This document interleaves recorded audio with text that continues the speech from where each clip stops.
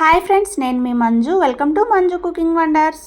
ఈరోజు మనం ఇంట్లోనే చాలా ఈజీగా రుచిగా అయ్యే ఎగ్ ఫ్రైడ్ రైస్ చేసుకుందాము. రెస్టారెంట్లో తినే రుచిని మనం కిచెన్లోనే ప్రిపేర్ చేసుకుందాం. నైట్ మిగిలిపోయిన అన్నం ఉంటే మీరు టెన్షన్ పడనక్కర్లేదు. 5 నిమిషాల్లో రుచికరమైన ఎగ్ ఫ్రైడ్ రైస్ చేసుకుందాం. మీరు కనుక ఫస్ట్ టైం మన వీడియో చూస్తున్నట్లయితే లైక్ చేసి సబ్స్క్రైబ్ చేసుకోండి ఫ్రెండ్స్. మరి ఇంకెందుకు ఆలస్యం, వీడియోలోకి వెళ్ళిపోతాం రండి. ఇక్కడ నేను ఒక బౌల్లో 4 ఎగ్స్ని పగలగొట్టుకొని వేసుకున్నాను. అందులో కొద్దిగా ఉప్పు, పెప్పర్ పౌడర్ వేసుకొని మంచిగా బీట్ చేసుకొని పక్కన పెట్టుకోవాలి.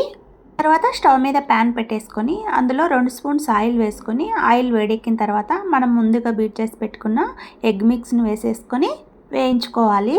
దీన్ని ఎక్కువసేపు వేయించకూడదు. 3 to 4 మినిట్స్ పాటు వేయించుకొని ఇలా మెత్తగా ఉన్నప్పుడే తీసి పెట్టుకొని ఒక ప్లేట్లో పెట్టుకోవాలి. ఎక్కువసేపు వేయించడం వల్ల ఎగ్ అనేది గట్టిగా పోతుంది. అప్పుడు ఎగ్ ఫ్రైడ్ రైస్ టేస్టీగా ఉండదు. చూడు, ఇలా మెత్తగా ఉండాలి. ఇప్పుడు దీన్ని ఒక ప్లేట్లో తీసుకొని పక్కన పెట్టేసుకోండి.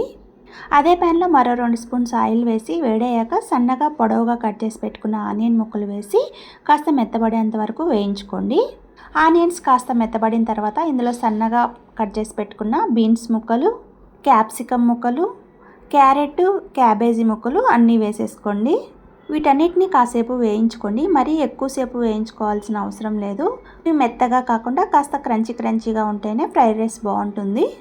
చూడండి, ఇవన్నీ 80% కుక్ అయ్యాయి. ఇప్పుడు ఇందులో నేను నైట్ మిగిలిపోయిన అన్నాన్ని వేసుకుంటున్నాను.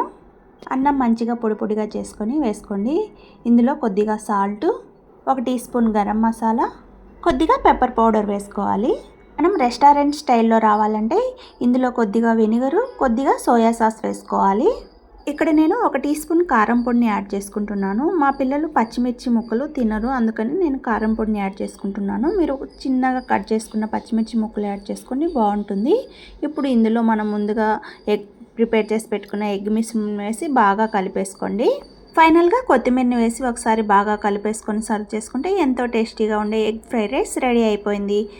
చూసారా ఎంత ఈజీగా చేసుకున్నామో? మీరు కూడా ట్రై చేసి ఫ్యామిలీకి సర్వ్ చేయండి. వీడియో నచ్చితే లైక్ చేయండి, షేర్ చేయండి, సబ్స్క్రైబ్